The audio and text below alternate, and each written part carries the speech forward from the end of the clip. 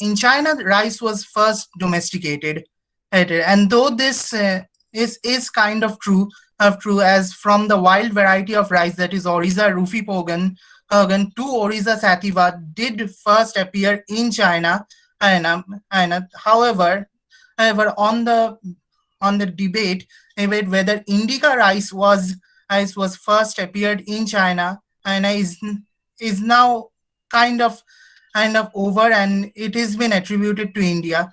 Though the first researches is by Y. Ding stated that indica rice was indeed a Chinese domesticated variety which appeared in lower Yangtze Valley and was cultivated in dryland agricultural techniques. But however, Dorian Q. Fuller has counter-debated this in the recent years and said that the amount of evidence is not enough to determine this, and on the light of new research, which I will be discussing a few moments later, it reveals that subspecies indica was indeed an Indian variety. Though, however, another thing to be remembered is that indica rice is still considered for part to be Chinese, because there is an hypothesis that is still quite prevalent in today's world, and that is that the Chinese domesticated variety of rice, that is Oriza sativa subspecies japonica, came to India hybridized with what is now thought as to be proto-indica, and then the full subspecies indica was formed, and we get its first evidence in Mahagara from 1800 BC. Now, on why such things were considered, there were two models that trace domestication of rice. The first is whether rice was in a single origin, and which is again attributed that the single origin was in China, and then there is multiple origin. I'll first explain what the single origin theory suggested. The single origin theory was there for quite a few times, but in the recent decades it intensified with the new genetic researches. And this is mostly attributed to M.T. Kovacs and T.T. McCouch, who did their research on this.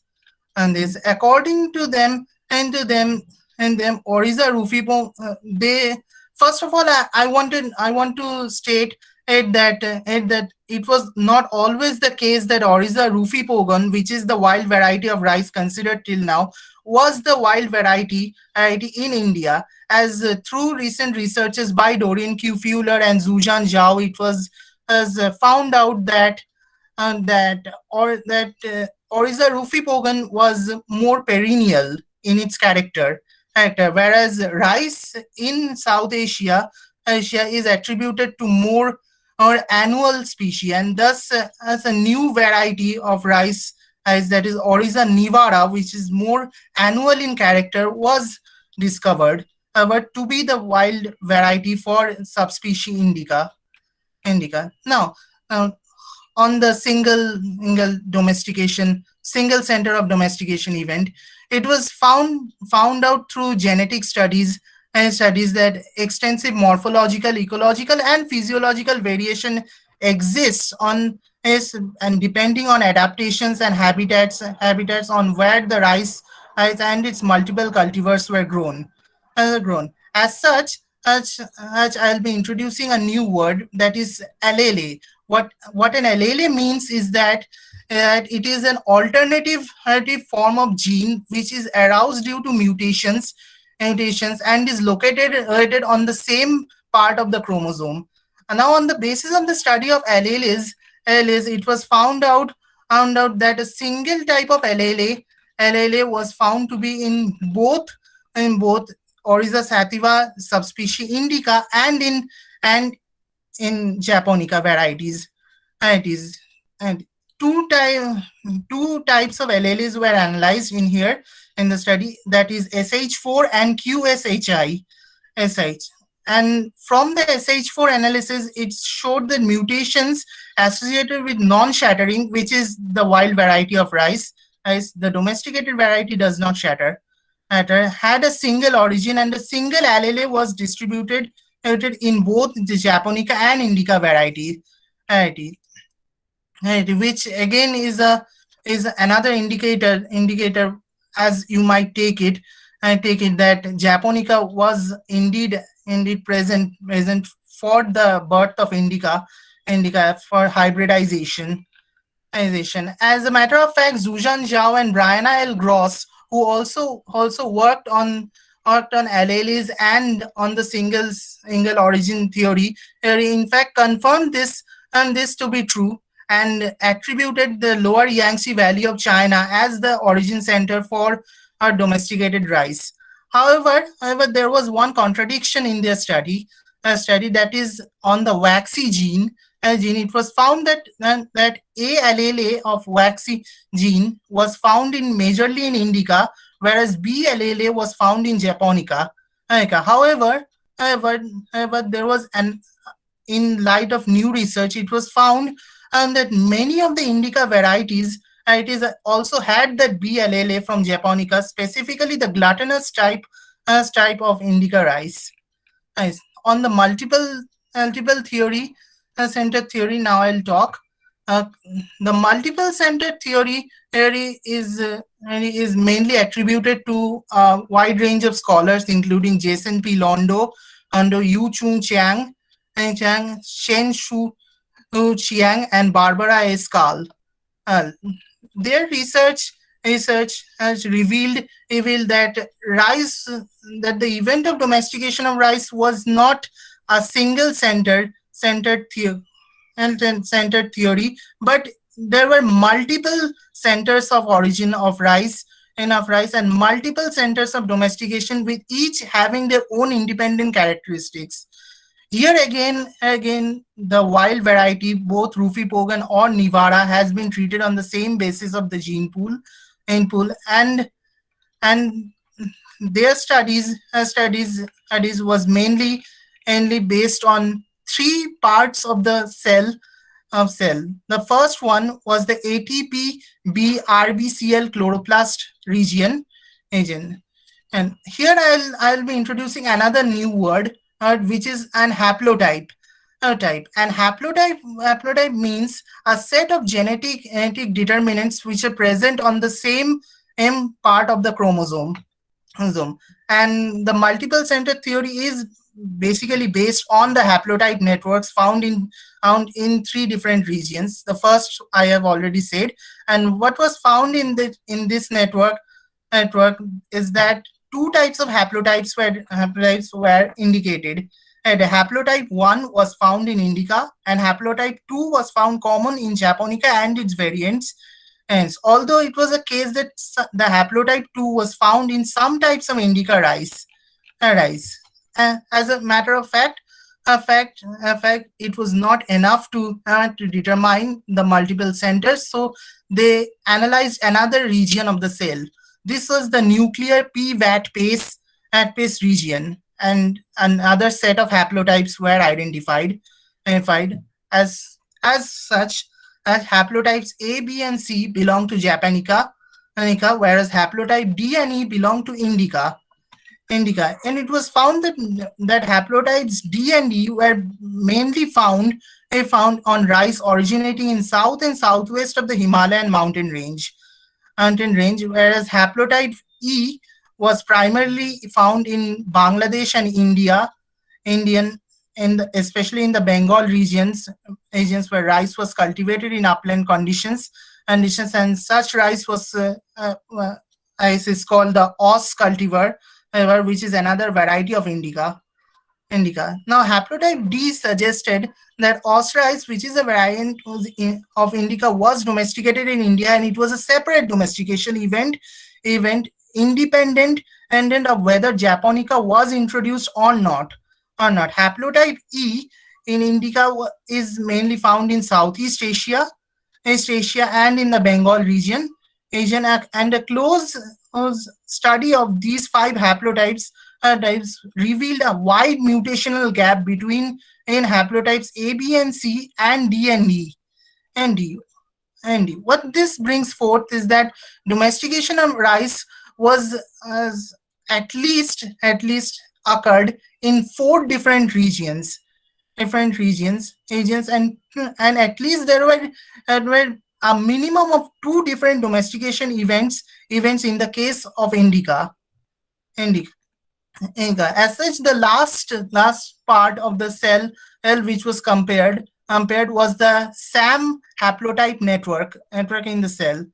And now, what this haplotype network is more or identical with the PVAT pace, and again, 5 types of haplotypes were identified from A to E, each identical with the PVAT pace haplotype network. What SAM haplotypes types DD and EE showed close relation with D and E of the PVAT pace. And again, this also suggested at least 4 different regions of domestication for rice. As a matter of fact, the multiple center for domestication of rice has gained a lot of momentum in these few years to studies of other scholars as J. Garris and Dorian Q. Fuller, who also argued that rice had indeed had different and multiple regions where it was domesticated. Now, how I go on to South Asia, and specifically I am concentrating on the Indian subcontinent and on indica rice. Now, indica rice has been attributed to India, but however, there was a phase where there was not a total determinant that whether the rice was indica or some other thing. This was the phase in between Oryza rufipogan and the full-fledged Oryza sativa subspecies indica that came out in Mahabharata in 1800 BCE. This phase, Dorian Q. Fuller hypothesizes a proto-indica phase, and represented the events that led to the full domestication of indica and that of Oryza nivara, which was the dominant variety of wild rice in India. Now, I know many of you have will have a question that why I'm not including the Ganges region, and it is true that the Ganges region is the rice bowl of India, but in the Ganges region, it was the rice cultivars were mainly os rice, and not attributed to the Proto-Indica phase. And subsequently, I am more concentrating on indica, so I'll be not concentrating on the Ganges region. As a matter of fact, recent studies have attributed that indica domestication may not have began in the Ganges region where it was thought to have begun, but it may have had its origin in the Harappan region. So now let's see what has been found from the Harappan region. Rice has been present in Harappan sites such as Kunal, Balu, Banawali, and Harappa.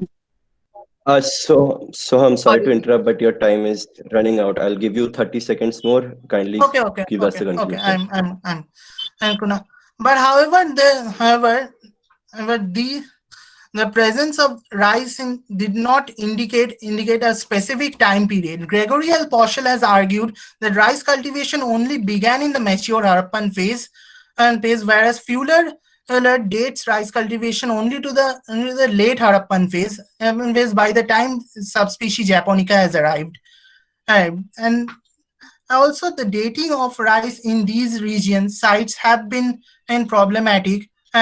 First of all, it has been the rice grains that have been recovered were larger and more obvious to the wild varieties. And second of all, well, the various processes that were attributed to domestication were not clearly defined, as spikelet bases were not identified. Now, what spikelet means is Soham, yes, you're taking too much time. I'm sorry, I have to stop you there. As for I'll the just time, because I'll just you're taking around. I'm sorry to say, but you have to please be more strict I'll for give the time limit. just give me 2 more minutes. Just 2 more minutes minutes. is too much. You have already been given 3 to 4. I did repeatedly said that it will be 10 minutes, maximum 12 minutes, and I gave you 30 seconds more. Ria, it's on your choice what you want to do. Okay. So I'm kindly wrap up quickly if you want to just continue. Just 2 minutes. Just 2 minutes. I'll be wrapping it. It's almost over. And now I'll not be going into much more details of what is but I'll be going directly into the Land, Water and Settlement project, which has been initiated by University of Cambridge and Banaras Hindu University and co-directed by C.A. Petri, R.N. Singh and Singh. What has been found through this project in 2016, 3 sites have been identified where rice spikelets were found: Masoodpur 7, Masoodpur 1 and Bahola. I'm excluding Bahola as it is a late Harappan site, and most probably the subspecies Japonica had already arrived. But what evidence from Masoodpur 7 and Masoodpur 1 show that rice spikelets and show the entire process of domestication and at a much earlier phase, as much before subspecies Japonica had arrived. That's all right. So, thank you for broadening our view on rice, which is one of the staple foods on Indian plates. It is so intriguing to find out the history of something so common, but yet having an unspoken past. So, moving on, we have our next presenter, Sarthak Sharma from History Honours Second Year DCAC. Today, he will be professing on the topic Urban Social Stratification as imagined in Sanskrit Kāvyas, Caste, Class and Gender in Mṛcchakaṭikā of Śūdraka. He will be exploring urbanism as multi-dimensional phenomenon, bringing the Sanskrit epitome Mṛcchakaṭikā in the limelight to understand certain aspect of the period's history. Sarthak, please. Hello everyone. First of all, I would like to introduce myself. I'm Sarthak Sharma, a student of History Honours from second year, and I'm glad and proud to be part of such a webinar. Sarthak, can I just add something, if you don't mind? Sorry to say, but sure. a general information for all the speakers. Kindly wrap it up before the time, because Soham took a lot of time. You need to understand that everybody has a time limit. Secondly, at the end of the paper, after discussing, do highlight what are the points you are trying to make. Okay. So I'm sorry again for the inconvenience. Please continue. Sure, no problem. Okay, so coming to my paper, the title is Urban Social Stratification as Imagined in Sanskrit Kāvya Literature, Caste, Class and Gender in Mṛcchakaṭikā of Śūdraka. Now, Sanskrit texts, especially plays, are mostly set in urban world. So any topic, any debate, any paper regarding these texts shall start from how urban history is studied in India and outside it. There are a number of debates. One is regarding what urban means itself. There is another about urban decay that is so common for the studies of early medieval India. But here we have to subside all of these, since they mostly focus on urbanism as a phenomenon, rise of cities as a phenomenon, instead of qualitative aspects of how those people lived in the cities. In fact, one of the primary reasons of using Sanskrit texts, Sanskrit plays, is that these were mostly set in urban areas, written by people who dwelled in cities. So this gives us a sort of self-perception of how at least the elite society looked at the cities of early India. There has been certain works, but not a lot of attention have been given to these plays and Sanskrit Kāvya literature as a whole. one of the first work was a seminal article written by A.K. Ramanujan in 1972. It was called Towards an Anthology of City Images, and it focused mainly on Shilpadikaran and Ramayana, and did not really get into much detail, but only sort of made a argument for using these texts. This was followed by B.D. Chattopadhyay in his article, The City in Early India, Perspective from Texts. But the most important such work has been taken up by Shonalika Kaul, Professor Shonalika Kaul, as she is teaching in Miranda House right now. And her monograph, Imagining the Urban, is one of the best works to have Sanskrit plays in the foreground of a historical research. And in fact, it was the topic of her PhD dissertation as well. Why do Sanskrit plays are often ignored in reconstruction of early India? There are certain arguments are made against it. First, the most important of which is that it's not really historical. They are merely imaginative texts. But we have to keep in mind that these imaginative texts are not fantastic or unreal. Since they were written by people who dwelt in cities, the realities of our urban cities, urban cultures can be seen in the interplay of dialogues, events, episodes of these plays. There is another criticism for using these texts, which is that it has a supposed elite look, but almost every text we do have has an elite look to it, including Ramayana, Mahabharata, Dharma Shastra, and mostly every extant text. Now, coming to the play itself, Mṛcchakaṭikā is one of the finest Sanskrit plays ever written in Indian history. We don't know much about who wrote it, outside the pseudonym used by the author, which is Śūdraka. I here have only used a single translation, that is by M.R. Kale from 1972. Yes, this does limit my scope of using paper, since I have not used the original Sanskrit text and I cannot talk about the specific terms used in the play. But it does also gives us freedom to look into general themes, which is often not done for Sanskrit plays in particular. Now, coming back to social stratification, that is the core of the paper. I'll start my conversation with the representation of women, or rather the absence of women. Women are only shown in three lights in this particular play. That is, she could either be a courtesan, she could either be a domestic wife, or she could be a domestic servant.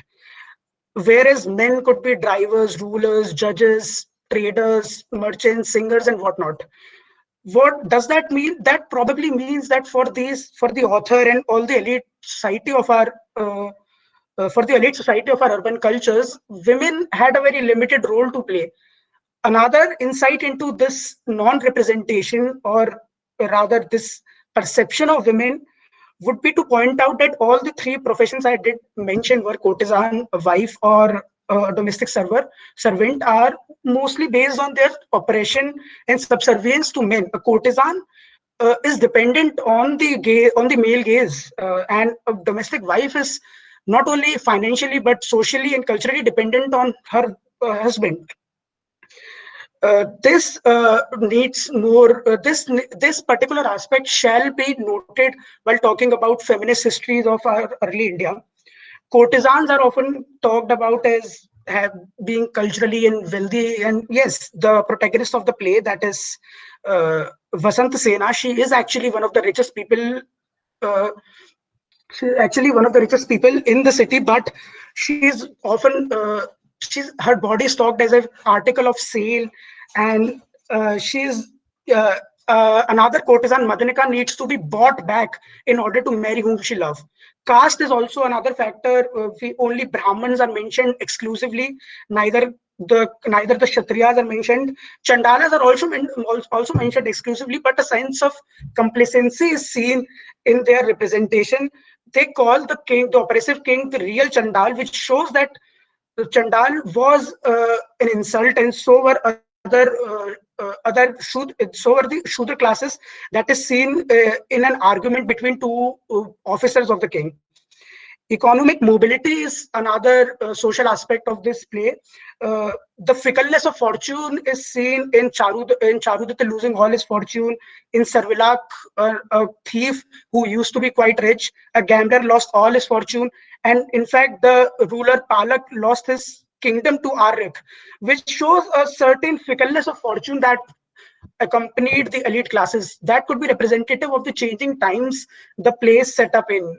That is the early medieval India, where everything was on a change. New deities were coming up, new kind of new colonization of lands was having, new kingdoms were coming up, new languages were coming up. So this probably is representative of a sort of anxiety on the part of the elites regarding their own fortune.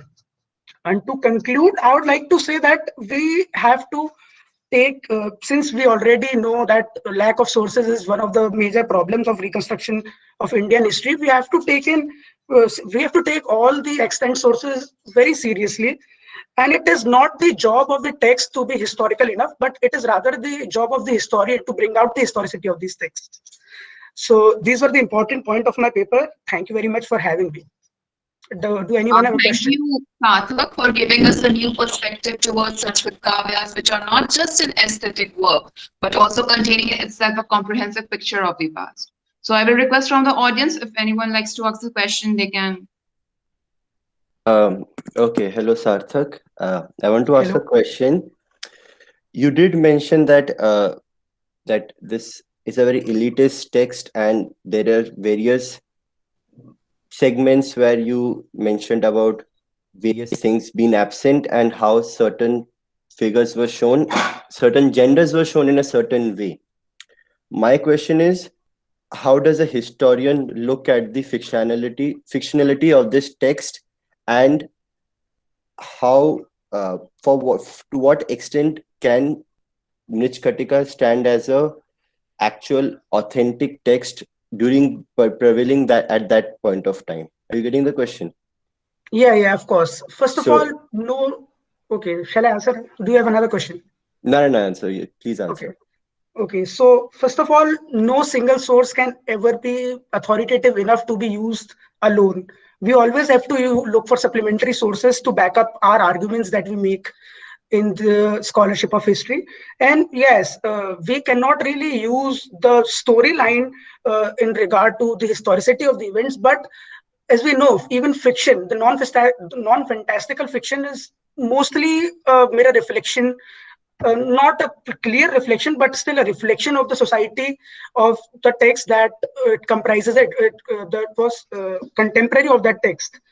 So we have to talk about what was the general theme pervading such episodes and such events, such perceptions of these texts.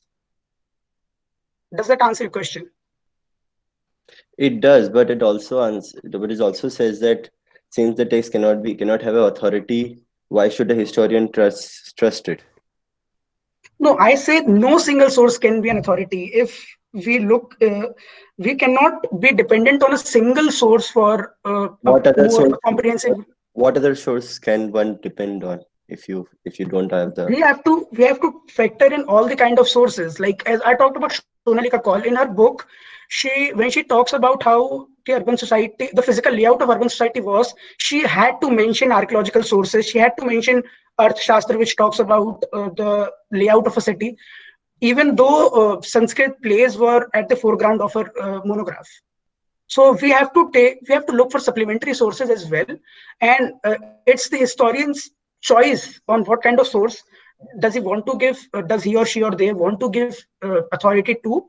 But supplementary aspect of other sources shall never be ignored by a historian. Okay, thank you, Sarthak. One correction which everybody has pointed out is that Sonalika Kaul has currently joined JNU, and she no longer teaches in Delhi. No worries. Okay, please continue. I was not aware of that. Okay. Thank you for whoever pointed that out. Okay. So, moving up to our next presenter, we have Shagnick Bhattacharya from History Honours Second Year DCAC. Shagnick will be elucidating us on the topic the Somnath expedition by Sultan Muhammad of Ghazni. He will be scouting us on the greatest feat of military adventures of that time, which are still in political controversy in modern India. We will also be scrutinizing the role of possible players and events involved in the most perceived Hindu trauma inflicted by Muslim invasions. Shagnik, please. Yeah, thank you, Ria. So, my topic, as you know, is Somnath expedition of Sultan Mahmud of Ghazni. As a part of this topic, I want to underline mainly that there have been many moments in Indian history which have shaped the past as we know it to be. But the Ghaznavid invasion, northwestern part of the Indian subcontinent, was one such event. The Somnath expedition in particular was one of the greatest military adventures and continues to be a source of political controversy in modern India, due to largely the false belief of it being seen as an Islamic invasion and as a resulting period for the period of trauma for the Hindu people. Through this paper, it is my aim to deconstruct such myths and have a closer look at the characters and events involved with Somnath expedition. So first of all, let us see what the background was like. By 1025, Sultan Mahmud had carried out raids and plundered widely across North India, including places like Mathura and Kannauj.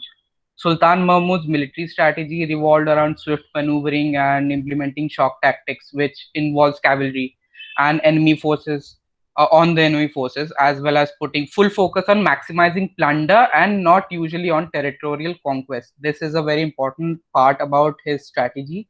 He usually did not used to fight for territorial conquest, only for plundering. Uh, Ferishta, the medieval historian from the 16th century, had described Somnath as a place of the people of Hind, believing their soul, where the people of Hind believed their souls went upon death, from where they were assigned to a new body by God.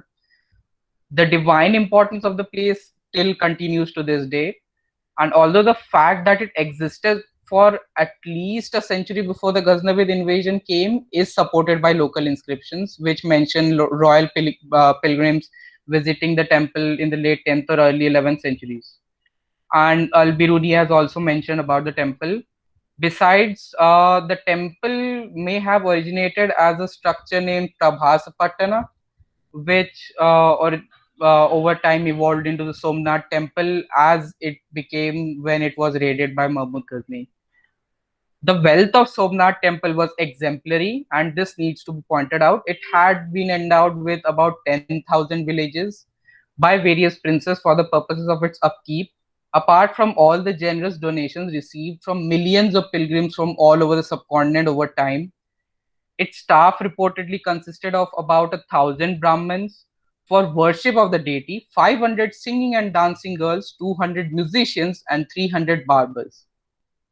The temple was a spacious edifice and its roof was supported by 56 ornamented columns.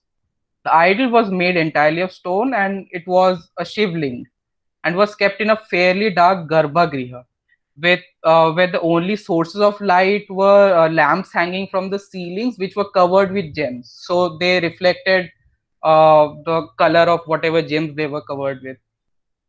The next part of my paper deals with uh, how the entire expedition took place, how originating from Multan and then ending in Somnath, how the entire expedition took place with all the with entire mention of the routes taken by Sultan Mahmud and his Ghaznavid forces, with all the battles that took place in the way, and all that happened when they finally reached Somnath, and then whatever happened. Now here, due to time constraint, I am not going to tell everything in detail, whichever I have uh, mentioned here. I will straight be skipping on to the aftermath of what happened, and to what had happened after Mahmud left Somnath. So Now, there is a claim. Traditionally, what we believe is that Somnath came to I mean, Mahmud of Ghazni came to Somnath. He destroyed the entire town. He destroyed the temple, and he plundered, and he went away. And it devastated the local economy, and it was seen as trauma on the local population. Now, what really happened? We have ample evidence available to suggest that the ruins that are claimed to be that of the original Somnath temple may or may not be correct. It can be argued that descriptions of the original temple that we have from the chronicles of medieval historians simply do not match with the one identified as the ruins of the original temple. Both Muhammad Nazim and Muhammad Habib, these two historians, have suggested two different possible sites for the original temple where the original temple might have stood. So this is one thing. Then we have the very nasty role played by the British here. Over time, a highly communal interpretation of the history of Somnath campaign surfaced as we know it today. It's a very communal and controversial issue today. The British, what they did, they depicted the Ghaznavid invasion as an event of trauma for the entire Hindu population in India by overly emphasizing on triumphalist accounts in Turco-Persian sources and ignoring the local Sanskrit and Jain textual and inscriptional sources, which barely even mention the Ghaznavid raid at best and present a completely different picture of the society. Because it helped them to, why did British do so? It was because it helped them to divide and rule a culturally and economically rich subcontinent on communal lines. British imperialist historians, following methodology laid out by James Mill in his 1806 book, History of British India. As we know, in that book, James Mill had pointed out three categorizations of Indian history as Hindu, Muslim, and British. So he was providing, so this kind of communal categorization and prevailed, and it stressed on the theory of permanent and perpetual confrontation between Hindu and Muslim communities, and succeeded in reimagining and largely fabricating a deeply divisive, mutually agonistic, and profoundly religion-based past, which came to be accepted and eventually crystallized as a part of Indian history.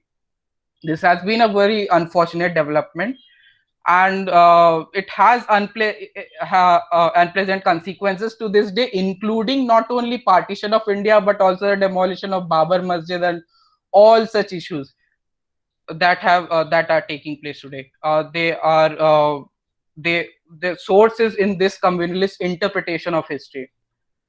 Now, it can be said that the British used this kind of communalist history because such a interpretation, because it was the truth and it was only existing, and that's why they could exploit it. Now, that is not the case. The Ghaznavid Sultan's plundering of the temple caused minimal or insignificant damage. First of all, this is important to see because it is corroborated by two pieces of evidence. First one is an inscription issued by a Kadamba king of modern day Goa in 1038. The inscription records the royal patron's pilgrimage to Somnath by sea, and he does not mention any kind of destruction that took place here. And even if destruction had taken place, there would have been some mention of renovation. No kind of such, nothing of this sort was found mentioned in that inscription. Further, there is another piece of evidence.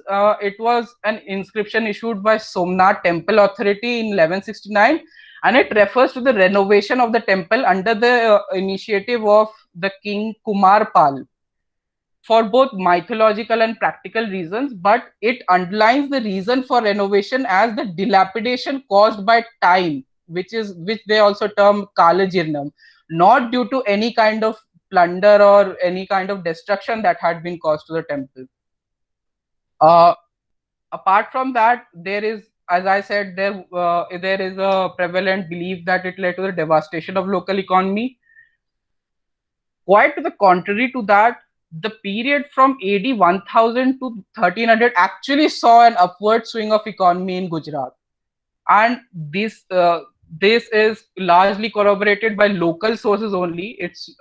And it is possible that the triumphalist sources in order to show the triumph of their patron, and in order to gain the patronage from Mahmud, they just wrote whatever they felt like and wrote whatever was helpful to their cause, which might not have been the truth. Just as an example, the historian Farooqi, who had accompanied Mahmud in his campaigns, was rewarded with an elephant load of gold by Sultan Mahmud. And this has been mentioned, in relation to the to Farooqi's writing just a kashida, which is a sort of poem for dedicated to Mahmud Ghazni. So it is quite possible that the triumphalist sources not only had the truth hidden, but they also presented wrong truths, which were not correct. 10 minutes up, Shagnick. Yeah, okay, please. Just a few more minutes. In contrast to what has been in contrast to what has been given in Turco-Persian sources, especially in case of Al-Biruni's account of devastation, thus there was nothing like that, and there was an extensive trade of especially of the western coast of India with West Asia and also with Mediterranean, with the Chalukya rulers always bent upon improving the systems of irrigation for improving agriculture. So it cannot be said at all that there was any kind of devastation of local economy. Even if there was devastation, it was not long term and not at all that it had not at all on the scale which has been presented in history.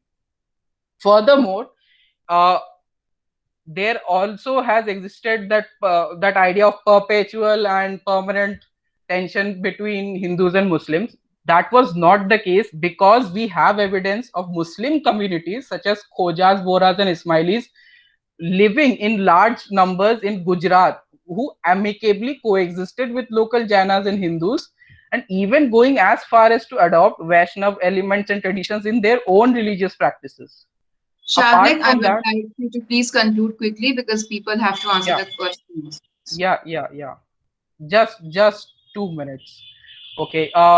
Even Mahmud was not the kind of religious zealot that he's believed to be, because the coins that were Ghaznavid coins that were minted in Lahore were bilingually stamped in Sanskrit and Arabic, even going as far as to proclaim Prophet Muhammad as an avatar of Allah, which is in itself a Vaishnavic concept. Apart from that, the Ghaznavid armies tended to be multi-ethnic at all times and included men of various religious affiliations. Okay, so it not only consisted of Turks, but there were Arabs, Afghans, Dalamite, Khurasanis, Ghuris, and even Indians, especially Punjabi Hindus. So it cannot be said to be an Islamic invasion as it has been portrayed. Then we have the very important role of Romila Thapar in this regard. She has stressed specifically on the need to see the wider socio-economic context of Ghaznavid Empire in order to think about the motives for Ghaznavid raids into India. She argues that as the capital city of his empire, Mahmud's Ghazni was under direct cultural and economic competition with Baghdad, Cairo, Samarkand and Bukhara. As such, the constant need for increasing and replenishing the treasury could certainly be considered to be a vital factor in motivating Sultan to pillage and plunder unceasingly.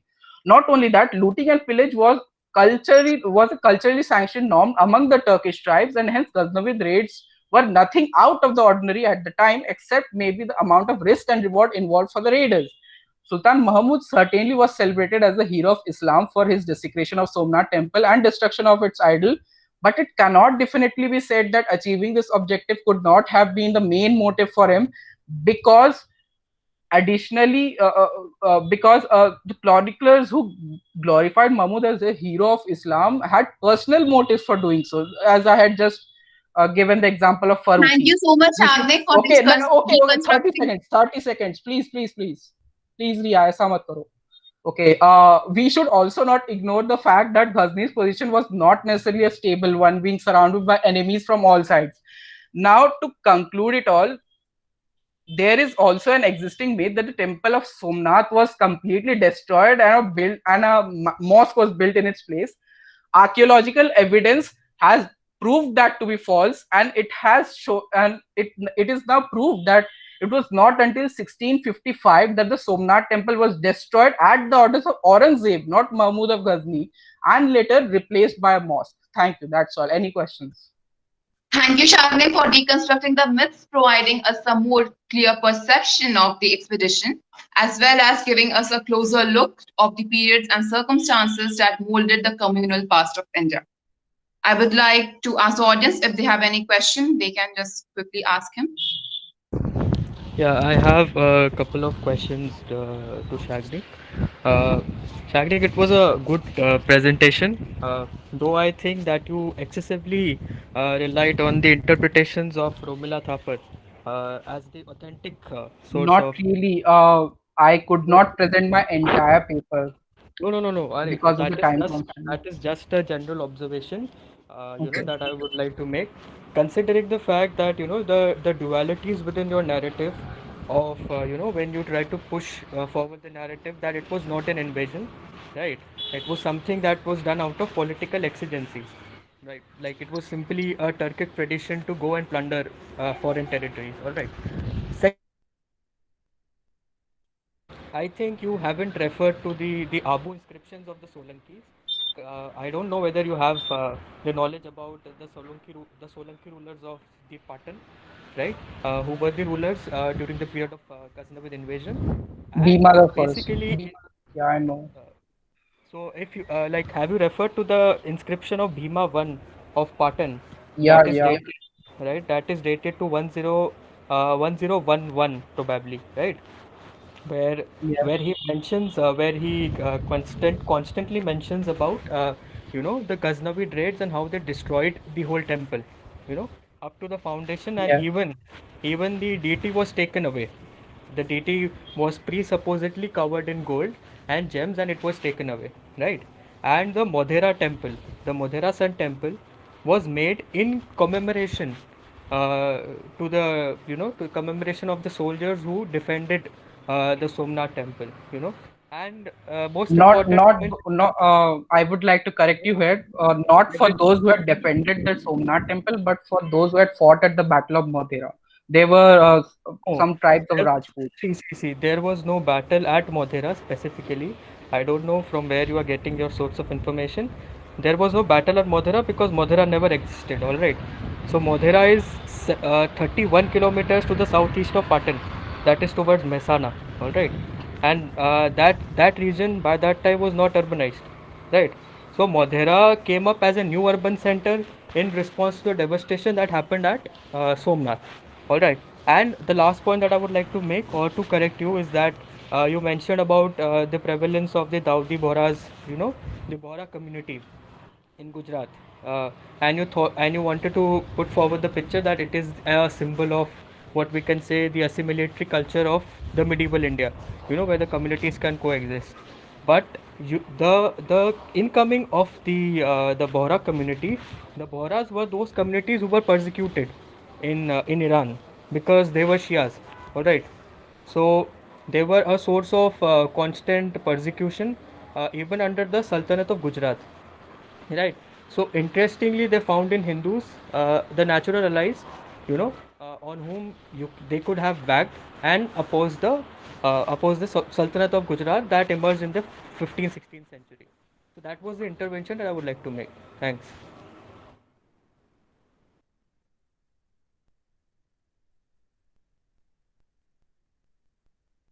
All right.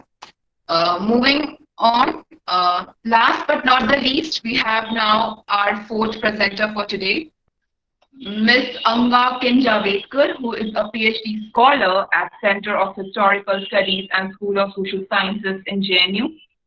Ms. Anga will be talking us about the holy city of Kashi, also known as Varanasi, where she will be exploring the emergence of Kashi as an abode of sacredness. She will also be shedding light on its history of pilgrimage based on ancient texts and other historical sources. also telling us about its role in weaving the social cultural fabric of the city. Ma'am, please. Hi, Ria. Although I must apologize, my son here won't let me present today. He's been incessantly crying throughout the session. Ria, am I audible? Yes, ma'am, I can see I'm it. so sorry. I'm so sorry for this inconvenience. I really would have liked to present, but he's been way too cranky today. Ma'am, would you like to reschedule your presentation tomorrow? If that's possible at all, I can present tomorrow if that's possible. Hold on. I can see, ma'am, you are facing a big problem there. It's all right, ma'am. It's okay, and I understand. Yeah. Maybe I can do it tomorrow. Okay, ma'am, let me try to reschedule your presentation tomorrow. Yeah, please. That will be helpful. Thank you so much. And I'm so sorry. Sorry.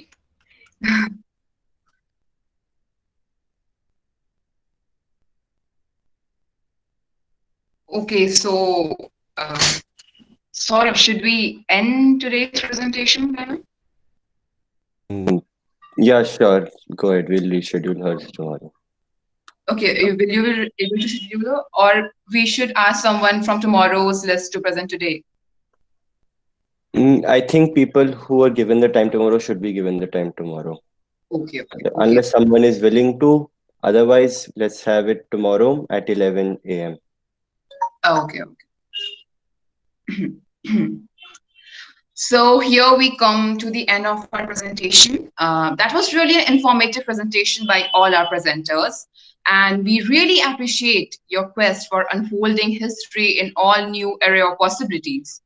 Now, I would like to request OP sir to please sum up today's presentation by speaking few words. Sir, please.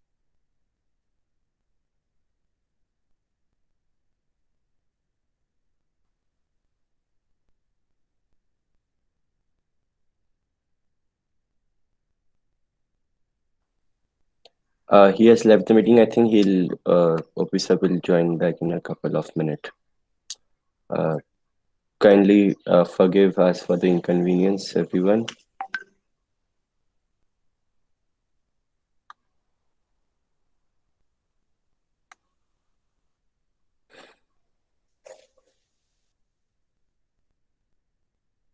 Asking the teacher if they are willing to. I think we have with us Amrit Kaur ma'am. Now, Priya, can you please ask? Officer is here. Hello. I'm really sorry for pressing the wrong button in fact, and it disconnected me. So I apologize for that. And it was actually a very heartening presentation to listen all of you. I must say that, whatever effort I have put in you all during your first year is bearing fruit, and it definitely has not gone waste. First of all, Soham was a bit more technical for at least for the students of first year. We could, understand the things about the technical variety, about technical aspects, and about the specific terms of rice varieties and in the regions and all the aspects related to production of rice. But it was a notch higher for the level of student of first year or second year. But congratulate Soham for it. Then it was Sarthak's presentation as per expectations, because the response that I have been getting from him in the class was similar kind of presentation and on the similar lines, because even I have discussed this text with you during the course of your Yes, sir, I syllabus do when remember I that. was discussing the sources. I would, in fact, I would have loved to hear a little more on, I would have loved to hear a little more on political instability as reflected in the Mṛcchakaṭikā. So that would have been, Sir, I did mention reflecting it the in the kind of paper, but socio-political situation that early medieval India was going through during later Gupta times, especially. yes, sir, I did mention it in the paper, but I did not Couldn't have enough time, speak it. unfortunately. Hello. Hello, sir. But Yeah. couldn't speak it here. Yes, sir. Couldn't speak it. I can understand. Sure, sir. Uh-huh. Thank you, sir. Thank you so much. And then Shagnick, as always, very lucid, and very captivating, I must say. Thank And you. Shagnick's aspect and intervention. Shagnick, I must say that you should keep in mind the intervention made by Bhavyans. Yes, sir.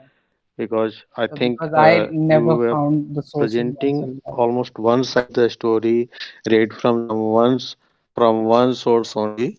So the diversity of sources, they take care of sources life, and this is such an important phase of history that undermining one line of argument completely is not so easy in such a situation. Though I'm not a specialist on medieval Indian history, but we all know that it's a fact that Ghazni invaded and then he plundered the Somnath temple, because even post independence, this was told by our leaders, and the process of reconstruction was taken up by them.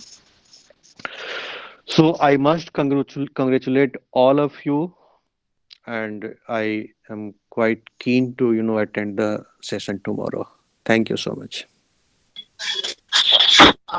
Thank you so much, everyone, for being present today, and we hope to see you tomorrow too in huge numbers. Thank you so much for today.